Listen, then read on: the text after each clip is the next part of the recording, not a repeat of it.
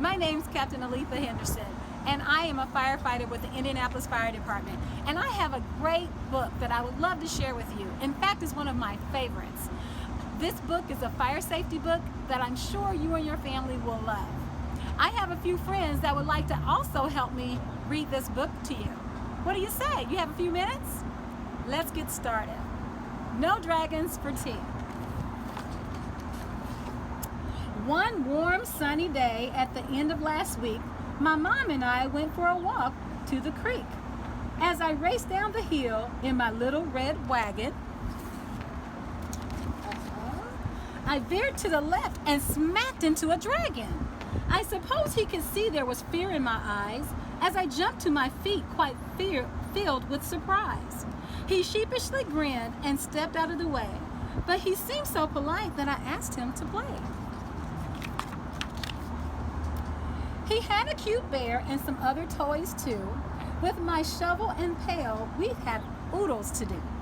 We ran to the creek and then on to the bay, where we played on the beach for the rest of the day. Then Mom waved and said, "Now it's time to go eat.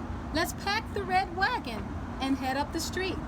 It's hard to stop playing with friends new or old, so I asked if the dragon could come eat too. Mom wrinkled her brow and squinted her eyes, looking up at the dragon's incredible size. I begged and I pleaded, then said very sweet, "We won't make a mess, we'll be tidy and neat." So at last she said, "Yes, just this once I'll agree. You may have the dragon come over for tea." Wait, Rory, is that you? Is that you? I think Rory's here and he'd like to share it with you too. Yes, Captain Henderson, I can hear you. My name is Rory Priest, and I'm a public educator with the Indianapolis Fire Department. I'm at the Firefighters Museum at the local 416. Let's see, where did we finish off? I think the dragon was coming inside for tea. Here we go, perfect. So we had carrots and apples, thick slices of ham with fresh homemade biscuits and strawberry jam, cold glasses of milk, and a great big dill pickle. But the pepper we sprinkled sure made my nose tickle. Then the dragon's nose twitched and he started to wheeze. His eyes misted up and he blew a great sneeze. Achoo went the dragon.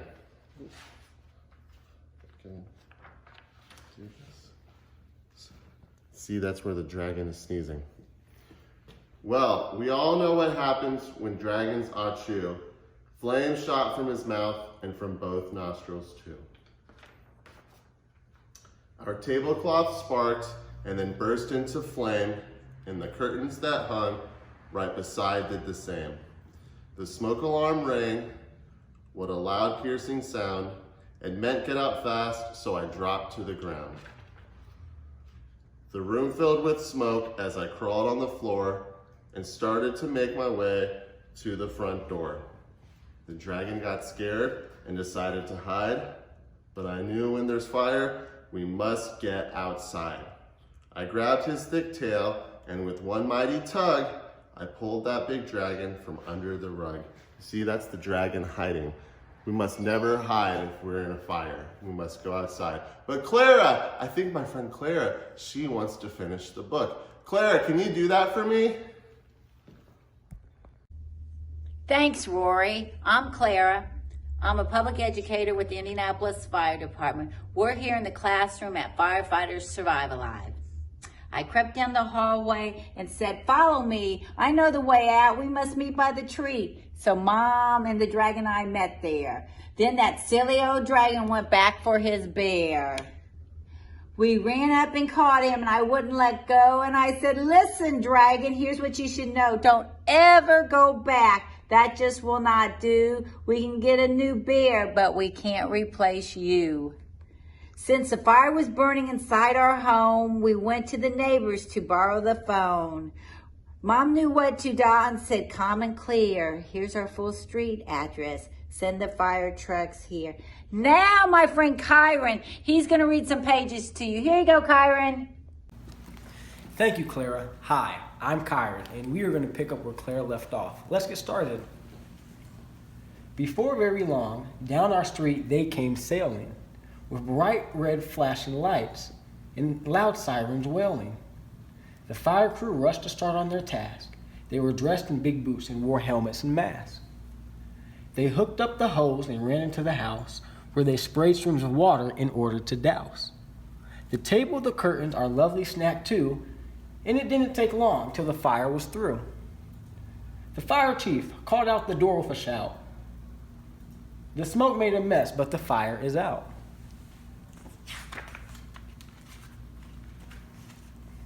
My poor friend the dragon knew he was to blame, so he hung down his head and wept great tears of shame. One of the fire crew said, "Don't be sad, you knew what to do, and of that we're quite glad. You got out safely, and that's really what matters." Then she took us to see the big pump truck and ladders.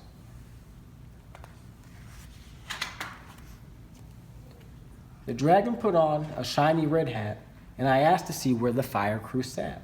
She showed us the siren, the hoses and lights, and the ladders they climb up to reach higher heights. The rest of the fire crew checked all the rooms while the fan in the door blew out gray smoke and fumes.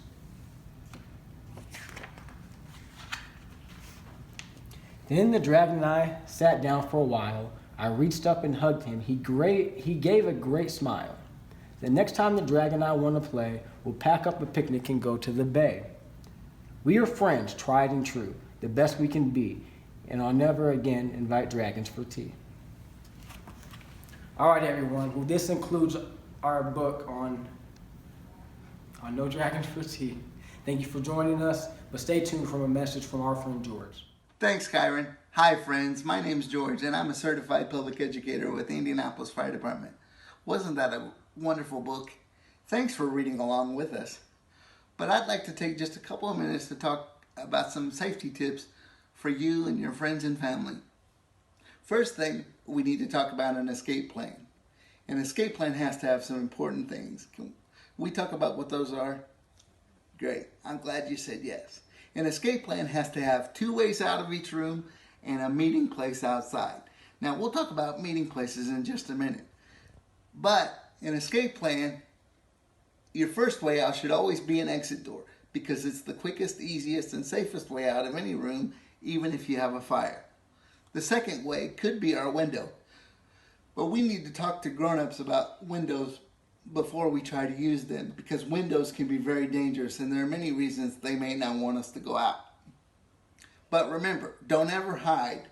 If you can't get out, go to the window, make as much noise as you can. Holler, flash a flashlight, or use a whistle to draw attention to yourself so the firefighters can come get you out. Once we're outside of a burning building, we never ever go back in for anything. You stay at that meeting place. A meeting place has to be something that's far enough away from the house that everybody knows where it is, but you're out of the way of the firefighters so nobody gets hurt. And friends, if you need help with your escape plan, don't hesitate to give us a call.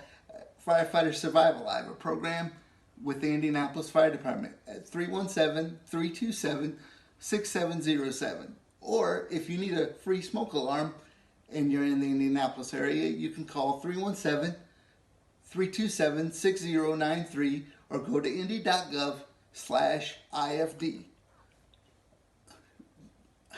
That's all for now, friends. Don't forget to give us a like and share. Bye-bye.